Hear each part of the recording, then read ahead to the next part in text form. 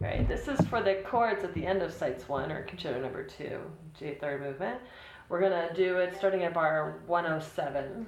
You're going to go 1, 2, set, and you're going to go, set your fingers, set your bow, kerchunk, 2 inches and 4 inches. Set. Set your fingers and your bow right at the wrapping. Then vibrate the 3,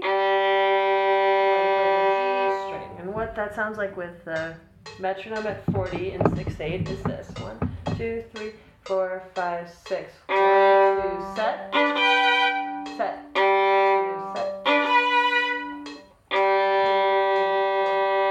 6, 1. Okay. Now without me talking. 6, 5, 4, 3, 2, 1.